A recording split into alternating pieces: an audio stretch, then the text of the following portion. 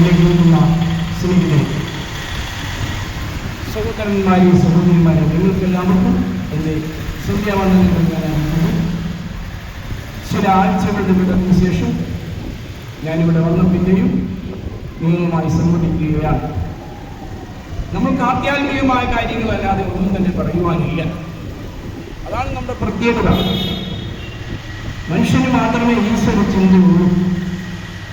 ഇതിന്റെ ജീവജാലങ്ങളെല്ലാം നമുക്ക് വേണ്ടി നിർമ്മിക്കപ്പെട്ടവരാകിയാൽ, സൃഷ്ടിക്കപ്പെട്ടവരാകിയാൽ സകല ജീവജാലങ്ങളും മനുഷ്യന്റെ കീഴിലാണ്. അവന് വേണ്ടിയാണ് ഇതെല്ലാം ഈശ്വരൻ നിർമ്മിച്ചത്. ഇതര ജീവജാലങ്ങളെക്കാൾ മനുഷ്യനെ ദൈവം സ്നേഹിക്കുന്നുവെന്ന് അതുകൊണ്ട് നാം പറയുന്നു. നമുക്ക് ശ്വസിക്കുവാൻ ആവശ്യമായ വായു, ഭക്ഷിക്കാൻ അതേ ആവശ്യമായ ഭക്ഷണ സാധനങ്ങൾ, ശുദ്ധമായ ജലം, ഇതെല്ലാം ഈ ഭൂമിയിൽ നിന്ന് ഈശ്വരൻ നമുക്ക് നൽകുന്നു. വാത്സല്യനിധിയായ മാതാപിതാക്കളെ പോലെ ഈശ്വരൻ നമ്മെ പരിപാലിക്കുന്നു എന്ന് പറയുമ്പോൾ അതിലാർക്കും അഭിപ്രായ വ്യത്യാസം ഉണ്ടാകുകയില്ല. അതുകൊണ്ട് ഈശ്വരനെ നാം സ്മരിക്കുന്നു, ഈശ്വരനോട് പ്രാർത്ഥിക്കുന്നു. സകല ജീവജാലങ്ങൾക്കും ജീവൻ നൽകുന്നത് ഈശ്വരനാകിയാൽ എല്ലാ ജീവജാലങ്ങളും ഈശ്വരനെ സ്മരിക്കുന്നു, വണങ്ങുന്നു. ദൈവഭയം കൊണ്ട് അവയെല്ലാം ഈശ്വരനെ കുമ്പിടുകയാണ്. ഈശ്വര ചിന്തയിൽ ഒന്നേ മനുഷ്യർക്ക് ശാശ്വതം ഈ ഉലകിലെന്ന് മറ്റൊരാൾ പാടിയും ഞാൻ നോക്കുന്നു. ഒരു ദിവസം എത്ര പ്രാവശ്യമാണ് നാം ഈശ്വരനെ വിളിക്കുന്നത്? അറിഞ്ഞും അറിയാതെയും. ഒരു പ്രയാസം നേരിടുമ്പോൾ, ബുദ്ധിമുട്ട് വരുമ്പോൾ, ദുഃഖകരമായ ഒരു വർത്തമാനം നാം കേൾക്കുമ്പോൾ ഈശ്വര എന്ന് നാം വിളിക്കും. അതുകൊണ്ട് നമ്മൾ ഈശ്വരനോട് കാണിക്കുന്ന സ്നേഹം ഈശ്വരൻ നമ്മോട് കാണിക്കുന്നുണ്ട് എന്നുള്ളതിൽ സംശയമില്ല. ഞാനിവിടെ വന്ന് ധാരാളം അത് സംബന്ധിച്ച് പറഞ്ഞിട്ടുണ്ട്. വാത്സല്യാതിരേകത്താൽ ഈശ്വരൻ മനുഷ്യനെ തേടി ഈ ഭൂമിയിൽ വന്നു എന്ന് പറയുന്നവരാണ് നാം ഓരോരുത്തരും. കാരണം ഈശോ മിശിഹ എന്നുള്ള വാക്ക് ഉച്ചരിക്കാതെ, മിശിഹായോട് പ്രാർത്ഥിക്കാതെ നാം ആരും ഇടന്നുറങ്ങുകയില്ല. എന്തിനു ഏതിനും നാം ആശ്രയിക്കുന്നത് ഈശോ മിശിഹായെയാണ്. കാരണം അദ്ദേഹം ഈ ലോകത്തിൽ വന്നു 33 കൊല്ലം ജീവിച്ച കഥയാണ് നമ്മളുടെ അടിസ്ഥാന ശില. നമ്മുടെ കയ്യിലിരിക്കുന്ന എല്ലാ ഗ്രന്ഥങ്ങളും, മതഗ്രന്ഥങ്ങളാകട്ടെ, വിശുദ്ധ ബൈബിളാകട്ടെ, ഖുർആനാകട്ടെ, ഭാഗവതമാകട്ടെ, അല്ലെങ്കിൽ ഋഗ്വേദമാകട്ടെ, യജുർവേദമാകട്ടെ, സാമം, അഥർവം മുതലായ വേദങ്ങൾ എന്തുമാകട്ടെ, അതെല്ലാം ഈ ഈശ്വരനെ കുറിച്ചാണ് സംസാരിക്കുന്നതും നമ്മോട് പറയുന്നതും. അതിൻ്റെ കാര്യം മനുഷ്യന്റെ ആയുസ് മാത്രം വളരെ കുറവാണ് എന്ന് പറയുമ്പോൾ ബൈബിൾ പറയുന്നു മനുഷ്യന്റെ ആയുഷ്കാലം 70 സംവത്സരം, ഏറെയായാൽ 80. അതിന്റെ പ്രതാപം, പ്രയാസവും ദുഃഖവും അത്രേ. അത് വേഗം തീരുകയും നമ്മൾ കടന്നു പോവുകയും ചെയ്യും. ഇതാണ് മനുഷ്യന്റെ ചരിത്രം. 4 വിരൽ നീളമാക്കിയിരിക്കുന്നു ബൈബിൾ പറയുന്നു. പുറമേൽ മുളയ്ക്കുന്ന പുല്ലിന് സമം നരന്റെ ജീവിതം ഉലകിൽ. വാടിപ്പൊഴിയും പുഷ്പം പോലെ ഓടിപ്പോവും, നിഴൽ പോലെയെന്ന്. ഈ ലോകം ഉണ്ടായിട്ട് എത്ര വർഷങ്ങളായി? ശാസ്ത്രജ്ഞന്മാർ ഒരുപാട് കണക്കൊക്കെ പറയുന്നുണ്ട്. അതൊന്നുമല്ല ഞാനിവിടെ സ്പർശിക്കുന്നത്. ഏതായാലും കൊള്ളാം, നമുക്ക് മുൻപ് ധാരാളം മനുഷ്യവർഗം ഇവിടെ ജീവിച്ചിരുന്നു. നമുക്ക് നമ്മുടെ അപ്പനെയും അമ്മയെയും അപ്പൂപ്പനെയും അമ്മൂമ്മയെയും അതിനപ്പുറം എത്ര തലമുറ അറിയാം എന്ന് ചോദിച്ചാൽ വളരെ വിഷമിക്കും. നമ്മൾ വളരെ വളരെ കുറച്ച് തലമുറയെ നാം ഓർക്കുന്നു, സ്മരിക്കുന്നു. നാമും ഒരു ദിവസം വിസ്മൃതിയിലാണ്ട് പോകും. നമ്മുടെ കുഞ്ഞുങ്ങൾ ഒരു 10 വർഷം കഴിഞ്ഞ് ചോദിച്ചാൽ, അല്ലെങ്കിൽ അതിലേറെ വർഷം കഴിഞ്ഞ് ചോദിച്ചാൽ, അവർക്ക് അവരുടെ അപ്പനെയോ അമ്മയെയോ ആരാണെന്ന് ഓർമ്മ കാണുന്നില്ല. പിന്നെ വല്ല പഴയ പഞ്ചായത്ത് ഓഫീസിൽ പോയി രജിസ്റ്ററിന്റെ തപ്പി പോകണം. എന്നാലും നമ്മൾ വേഗം വിസ്മൃതിയിൽ മറവിലാണ്ടു പോകും. ഇത്രയേ ഉള്ളൂ മനുഷ്യൻ. അതുകൊണ്ട് ദൈവത്തെക്കുറിച്ച് മനസ്സിലാക്കുവാനും ദൈവത്തെക്കുറിച്ച് പഠിക്കുവാനും നമ്മൾ ജീവിതത്തിലൊരു ഭാഗം മാറ്റിവെക്കേണ്ടത് ആവശ്യമാണ്. കാരണം നമ്മൾ കൊണ്ട് പോകേണ്ടതാണ്. എങ്ങോട്ടാണ് നമ്മൾ പോകുന്നത്? എവിടെ നിന്ന് വന്നു? ഇതൊന്നും നമുക്കറിയില്ല.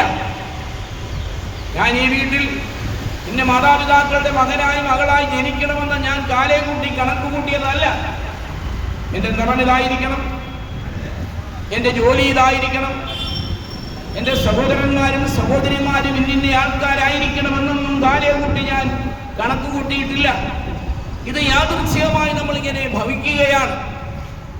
എത്ര കോടി ജനങ്ങൾ, 800 ചില്ലുവാനും കോടി ജനങ്ങൾ ഇന്ന് ഭൂമിയിലുണ്ട്. ഇതൊരു അത്ഭുതമായ പ്രതിഭാസമാണ്. എന്നാൽ മനുഷ്യനെ സംബന്ധിച്ച് ഓരോ വ്യക്തികളെയും കുറിച്ച് ഈശ്വരന് പദ്ധതിയുണ്ട്. ഈശ്വരൻ നമ്മയൊക്കെ അറിയുന്നു. അതൊക്കെ ഗ്രന്ഥങ്ങളിൽ നിന്ന് മാത്രമേ നാം മനസ്സിലാക്കുള്ളൂ. ഈശ്വരന്റെ വലിപ്പം, ഈശ്വരന്റെ ഓർമ്മ, ഈശ്വരന്റെ ശക്തി, ഈശ്വരന്റെ ബുദ്ധി, ഈശ്വരന്റെ ശേഷി, ഈശ്വരന്റെ സേവുഷി, ഇതൊക്കെ എന്ന് പറഞ്ഞാൽ നമുക്കൊന്നും ബുദ്ധിക്കെത്താത്ത വൻ കാര്യങ്ങളാണ്. ഈ സമുദ്രം എന്ന് പറഞ്ഞാൽ നമ്മുടെ കൈക്കുമ്പിളിൽ കൊള്ളുകയില്ല. എന്നാൽ ബൈബിൾ പറയുന്നു ഈശോ മിശിഹ തന്റെ കൈക്കുമ്പിളിൽ സമുദ്രത്തിലെ ജനങ്ങളെയെല്ലാം ഇങ്ങനെ വഹിക്കുന്നുവെന്ന്. അവൻ പർവ്വതങ്ങളെ തുലാസിൽ തൂക്കി നോക്കുന്നു, കുന്നുകളെ വെള്ളിക്കോൽ കൊണ്ട് അളക്കുന്നു, ആകാശത്തിന് അതിരി വയ്ക്കുന്നു, സമുദ്രം ഭൂമിയെ വന്ന് മൂടാതിരിപ്പാൻ അതിന് അതിർത്തി നിർണയിച്ചിരിക്കുന്നു. മണ്ണുകൊണ്ടൊക്കെയും ബൈബിളിൽ വായിക്കുന്നുണ്ട്. ഇതൊക്കെ ഗ്രന്ഥങ്ങളെ ആശ്രയിക്കാതെ നമുക്ക് സാധ്യതപ്രായമല്ല. അതുകൊണ്ടാണ് വായന. നമുക്ക് തന്നിരിക്കുന്ന ഗ്രന്ഥങ്ങൾ ദൈവദത്തമാണ്.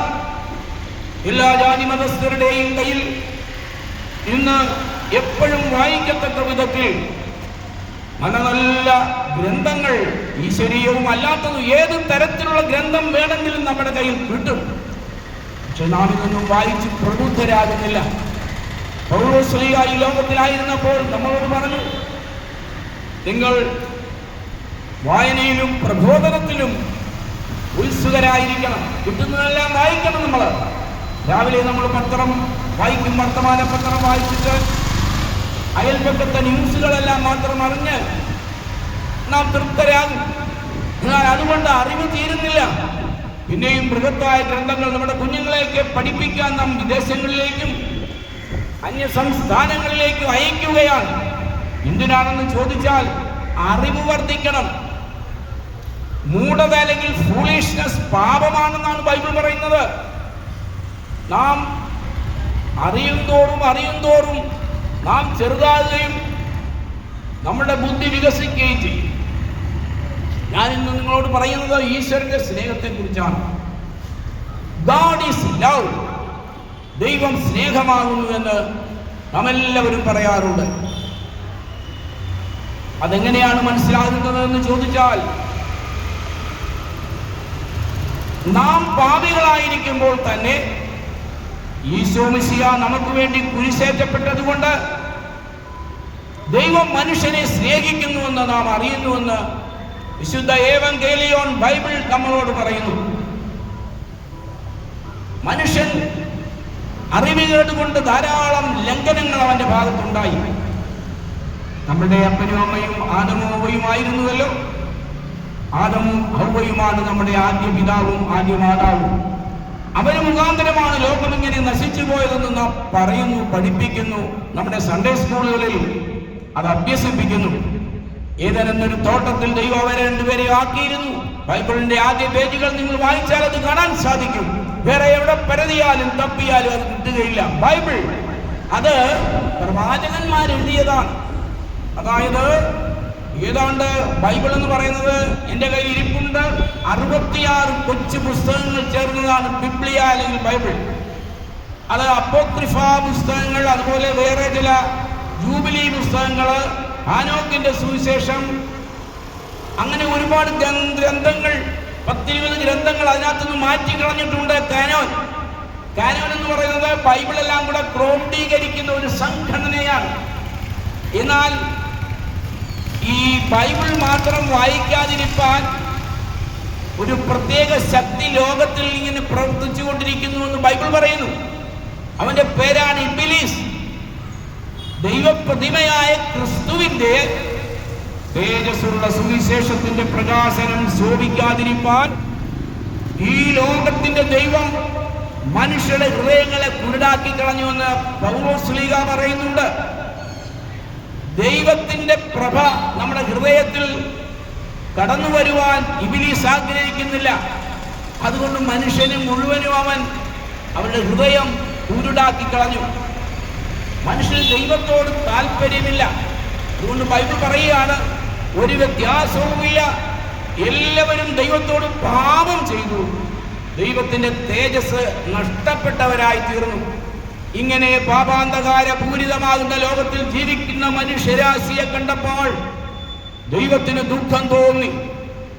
ഞാൻ അവനെ നേരുള്ളവനായി സൃഷ്ടിച്ചു. അവൻ അനേക സൂത്രങ്ങളെ കണ്ടുപിടിച്ച് എന്നെ വെറുത്ത് എന്നെ സ്നേഹിക്കാതെ ജീവിക്കുന്നത് കാണുമ്പോൾ എനിക്ക് വളരെ സങ്കടം തോന്നുന്നു എന്ന് സ്വർഗത്തിലെ ദൈവം പറയുന്നതായി ബൈബിൾ നമ്മളോട് പറയുന്നു. ഇന്നത്തെ മനുഷ്യൻ ആധുനിക മനുഷ്യനാണ്. നമ്മൾ പണ്ട് ധരിച്ചിരുന്ന പോലെയൊന്നുമല്ല. കുരങ്ങിൽ നിന്നുണ്ടായവനല്ല മനുഷ്യൻ. പരിണാമ സിദ്ധാന്തത്തിന്റെ അടിസ്ഥാന വേരുകളൊന്നും തന്നെ നിലനിൽക്കുന്നില്ല. അതൊക്കെ അബദ്ധമാണെന്ന് ശാസ്ത്രജ്ഞന്മാര് ഇന്ന് പഠിപ്പിക്കാൻ തുടങ്ങി. കാരണം ഒരു സൂപ്പർ നാച്ചുറൽ ഡിസൈഡർ, ദിവ്യപ്രഭയാർന്ന അത്ഭുതവാനായ ഒരു തീരുമാന ശക്തി, ഒരു മാസ്റ്റർ പവർ ലോകത്തെ നിയന്ത്രിച്ചു കൊണ്ടാണ് ഇരിക്കുന്നത് എന്ന് എല്ലാവരും സമ്മതിക്കുന്നു. അപ്പോൾ ഈ മനുഷ്യൻ തന്റെ ബുദ്ധിയിൽ ദൈവത്തെ അന്വേഷിച്ച് അവനെ കണ്ടെത്താമോ എന്നുള്ള ശ്രമത്തിൽ ഏർപ്പെട്ടുകൊണ്ടിരിക്കുകയാണ്. അവന്റെ സൃഷ്ടിച്ച ആദ്യ കാലം മുതൽ ഇന്നുവരെയും ദൈവത്തെ അന്വേഷിക്കുകയാണ്, ദൈവത്തോട് പ്രാർത്ഥിക്കുകയാണ്. അവൻ നേർച്ച കാഴ്ചകൾ അവൻ കൊടുക്കുന്നുണ്ട്, തീർത്ഥാടനങ്ങൾക്ക് അവൻ പോകുന്നുണ്ട്, അവൻ ഉപവാസം, നോയിമ്പ് മുതലായ കാര്യങ്ങളെല്ലാം അവൻ മുറതെറ്റാതെ ചെയ്യുന്നുണ്ട്. നിങ്ങളൊന്നോർത്ത്, ഇന്ത്യയിൽ 8,000 കോടി രൂപയാണ് ഭാവി കാലം അറിയുവാൻ വേണ്ടി നാം എല്ലാവരും ചെലവാക്കുന്നത്. ഇവിടെ ഒരു തത്തക്കൂട് കൊണ്ടുവച്ചിട്ട് കാർഡുമായിട്ട് ഇരിക്കും ചില ആളുകൾ, കാർഡ്, നമ്മുടെ ഭാവി പറയുവാൻ. അങ്ങനെ ചെയ്യുന്ന ആളുകളെ കുറിച്ചാണ് എഴുത്തുകാരൻ പറഞ്ഞത്. കോടിക്കണക്കിന് രൂപയാണ്. നമ്മുടെ ശബരിമലയിലൊക്കെ ഒന്ന് ചെന്ന് അവിടെ ഒഴുകുന്ന സ്വർണത്തിന് കണക്കുണ്ടോ? ആരോയൊക്കെ കട്ടുവാരിക്കൊണ്ടുപോയെന്നൊക്കെ പറഞ്ഞാലും ഇന്നും ഒഴുക്കിന് കുറവുണ്ടോ? എന്താണ് അതിന്റെ താല്പര്യം? അവന് നാളത്തെ കാര്യം അറിയണം. ഭാവിയെ കുറിച്ചുള്ള ഭയമാണ് മനുഷ്യനെ ഇതിനൊക്കെ നിർബന്ധിതനാക്കി തീർക്കുന്നത്. അതുകൊണ്ട് പണ്ട് കാലങ്ങളിൽ അവൻ സ്വന്തം കുഞ്ഞുങ്ങളെ വരെ ബലികൊടുക്കുമായിരുന്നു. നമ്മുടെ കേരളത്തിലും ലോകത്തിന്റെ പല ഭാഗങ്ങളിലും ഇന്നും ബലി കൊടുക്കുന്നുണ്ട്. പ്രിയപ്പെട്ടവരെ, കേട്ടാൽ നിങ്ങൾ ഞെട്ടിപ്പോവും. അമേരിക്കയിൽ നരബലി നടക്കുന്നുണ്ട്. സാത്താന്റെ പള്ളിക്കാരുണ്ട് അവിടെ. സാത്താന്റെ പള്ളി നമ്മുടെ നാട്ടിലുമുണ്ട്. അതൊക്കെയും അലകഴിഞ്ഞാടുകയാണ് അവിടെ. സാത്താന്റെ ഒരു മണവാട്ടിയുണ്ട് അമേരിക്കയിൽ. ഞാൻ പോയി അവിടെ നിന്ന് മനസ്സിലാക്കിയ കാര്യമാണ്. ആണ്ടിലൊരിക്കൽ റോക്ക്ഫെല്ലർ ഫൗണ്ടേഷനും റോക്ക്ചൈൽഡ് ഫൗണ്ടേഷനും എല്ലാം ചേർന്നിട്ട് ഗോൾഡുണ്ട് അവർക്ക്. Gold, oil and diamond. ഇതാണ് ഇന്നത്തെ ലോകത്തിന്റെ ദൈവം. നമുക്കറിയാം, ലോകത്തിലെ പേരെടുത്ത ബാങ്കുകൾ, ഏഷ്യൻ ഡെവലപ്മെന്റ് ബാങ്ക്, അങ്ങനെ പോകുന്നു. ഞാൻ ആ ലിസ്റ്റ് ഒന്നും ഇവിടെ വർദ്ധിപ്പിക്കുന്നില്ല. മനുഷ്യൻ പണത്തെ മാത്രം സ്നേഹിച്ചുകൊണ്ട് അവൻ ജീവിച്ചു പോകുന്ന ഒരു കാലഘട്ടം ഇതുപോലെ ഉണ്ടായിട്ടില്ല. എന്നാൽ അതിൽ നിന്നും കുറച്ചാളുകൾ മാത്രമേ വ്യത്യസ്തരായിട്ടുള്ളൂ. പ്രിയപ്പെട്ടവർ, അവരിലാണ് കൂടുതൽ ഈശ്വര ചിന്തയൊക്കെ ഉള്ളത്. എന്തോ അതിന്റെ കാരണം എനിക്കറിയില്ല. മനുഷ്യന് ചിലർക്ക് ഇഞ്ചി രസം, ചിലർക്ക് കൊഞ്ചി രസം എന്ന് പറയുന്നത് പോലെയാണ്. മനുഷ്യന് പല താല്പര്യക്കാരാണ്.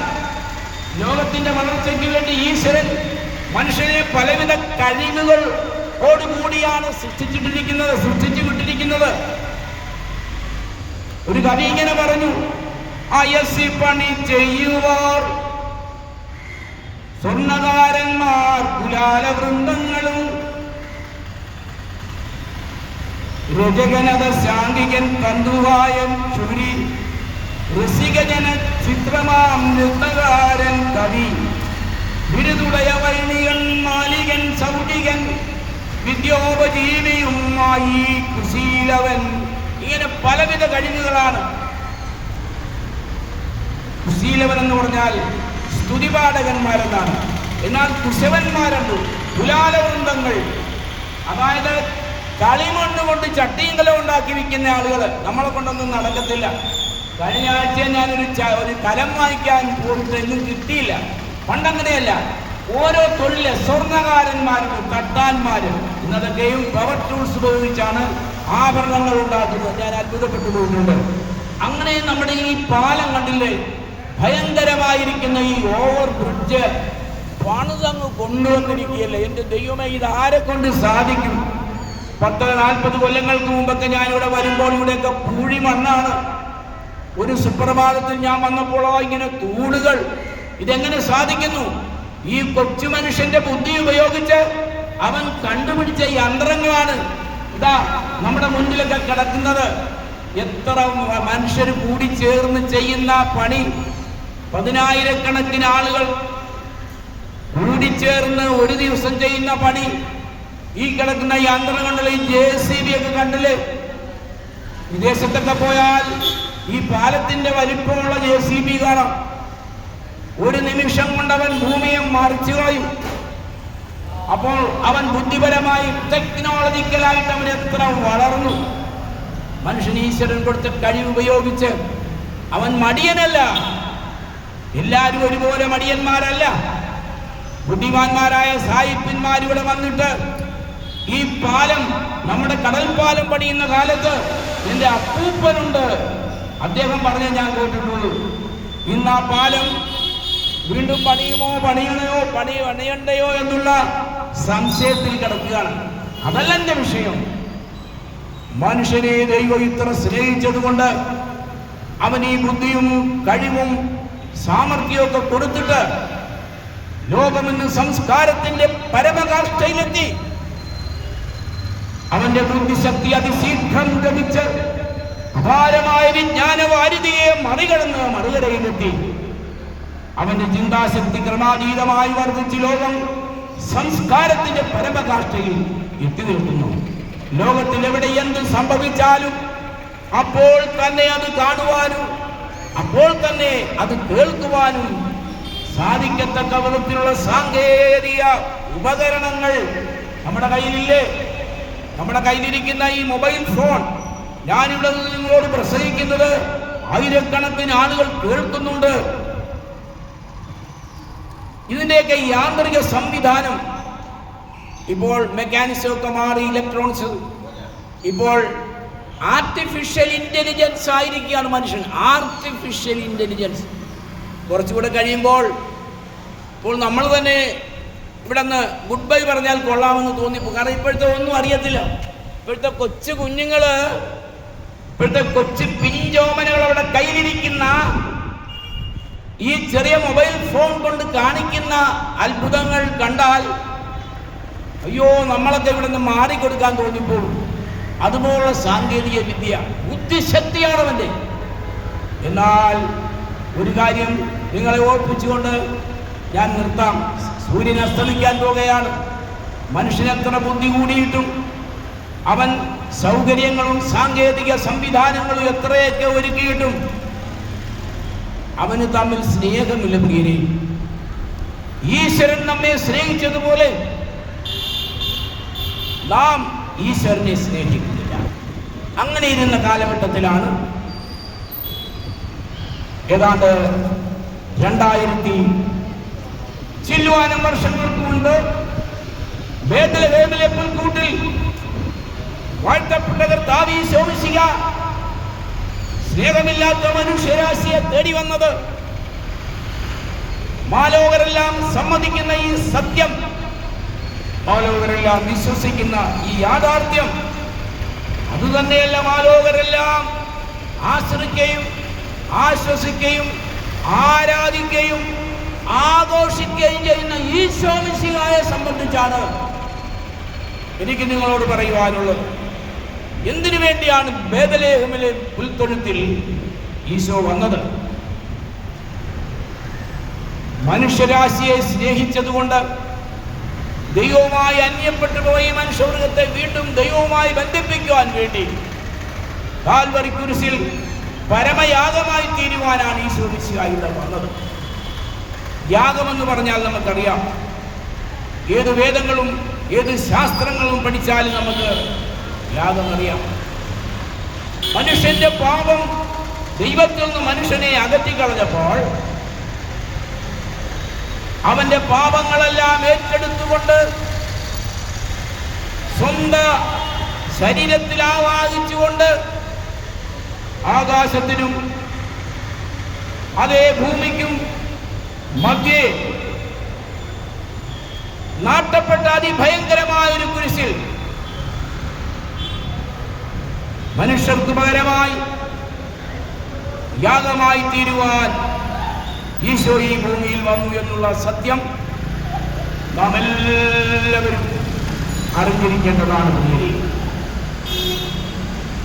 ഇതാണ് ഒരു മനുഷ്യന്റെ ജീവിതത്തിൽ അവൻ അറിഞ്ഞിരിക്കേണ്ട പരമ സത്യം. നാം പാപികളായിരിക്കുമ്പോൾ, പാപത്തിലും അതിക്രമത്തിലും ദൈവത്തെ വെറുപ്പിച്ച് നാടിനും നാട്ടാർക്കും നാശകരമായ ജീവിതം നയിക്കുമ്പോൾ, നമ്മെ അതിൽ നിന്ന് മോചിപ്പിച്ച് ഈശ്വരനുമായി ബന്ധിപ്പിക്കുവാൻ ബേഥലേഹേമിലെ പുൽത്തൊഴുത്തിൽ ഈശോ വന്നു. 33.5 കൊല്ലം അവൻ ഇവിടെ ജീവിച്ചു. സകല രോഗികളെയും അവൻ സൗഖ്യമാക്കി. അവരോടൊന്നും ഒരു പൈസ പോലും ഈശോ വാങ്ങിയില്ല. അവന്റെ ജനനം തന്നെ അത്ഭുതമായിരുന്നു. ഈശോ ഇവിടെ വന്ന കാലത്ത് 25 കോടി ജനങ്ങളുണ്ടായിരുന്നു ഈ ഭൂമിയിൽ. ഞാൻ ഈശോയുടെ ചരിത്രം വായിച്ചപ്പോൾ അനേക ശവശരീരങ്ങളെ ഈശോ ഉയർപ്പിച്ചു വിട്ടിട്ടുണ്ട്. ധാരാളം രോഗികളെ ഈശോ സൗഖ്യമാക്കിയിട്ടുണ്ട്. ഒരൊറ്റ ശവസംസ്കാര ശുശ്രൂഷ പോലും ഈശോ നടത്തിയില്ല. ഞാൻ അത്ഭുതമാണ്. ഒരു ദിവസം ഇന്ന് മരിച്ചടക്കപ്പെടുന്ന നിരവധി ആളുകളുണ്ട്. അവരുടെ എണ്ണമെടുക്കുവാൻ നമുക്ക് സാധ്യമല്ല. അങ്ങനെ ഇരിക്കുന്ന ഈ ലോകത്തിൽ ഈശോ വന്ന് 33.5 കൊല്ലം ജീവിച്ചു. 3.5 കൊല്ലം ഇറങ്ങി പരസ്യമായി പ്രസംഗിച്ചു. ധാരാളം ശവശരീരങ്ങളെ ഉയർപ്പിച്ചു. മരിച്ച അടക്കപ്പെട്ട് 4 നാൾ കഴിഞ്ഞ ലാസറിനെ പോലും ഈശോ ഉയർപ്പിച്ചു. എന്നാൽ ഒരു കുഞ്ഞിനെ പോലും ഈശോ ശവമടക്കം നടത്തിയിട്ടില്ല. അങ്ങനെ പല കാര്യങ്ങൾ ഈശോനെ കുറിച്ച് പറയാൻ. കാരണം അവൻ ദൈവമായിരുന്നു.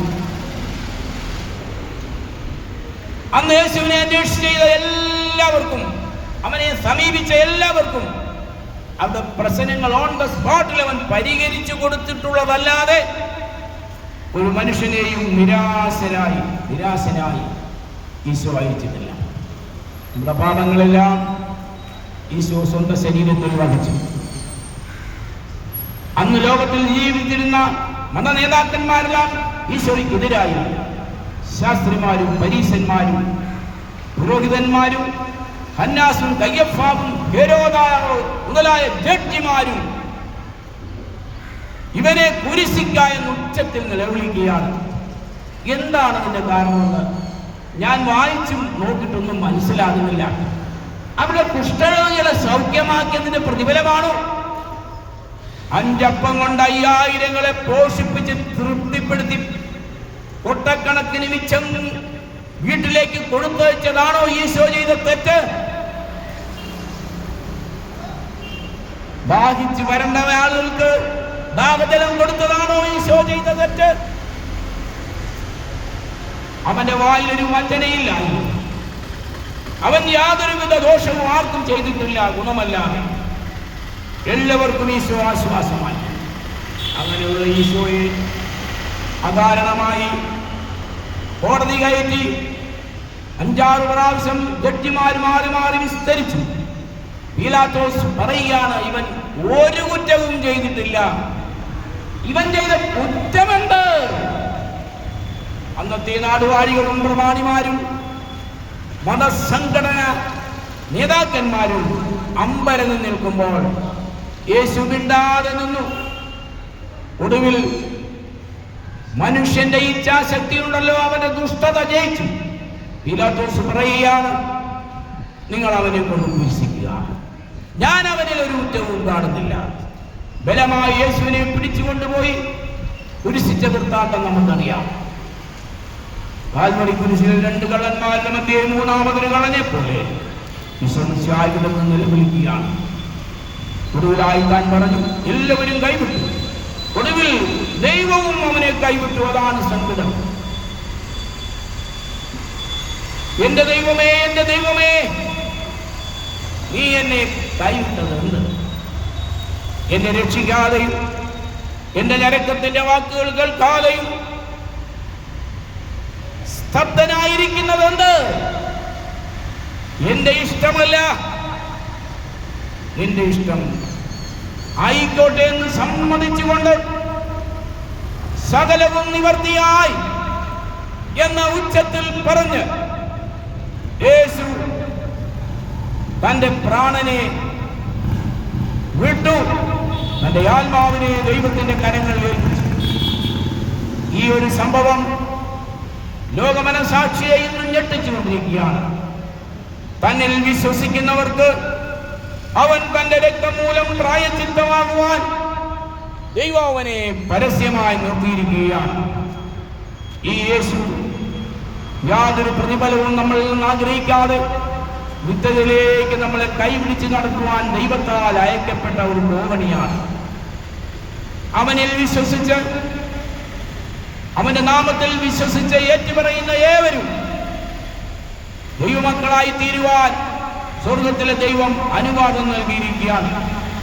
മറ്റൊരു തനിലും രക്ഷയില്ല. നാം രക്ഷിക്കപ്പെടുവാൻ ആകാശത്തിന്റെ കീഴിൽ ഭൂമിയിൽ നൽകപ്പെട്ട മറ്റൊരു നാമവും ഇല്ല.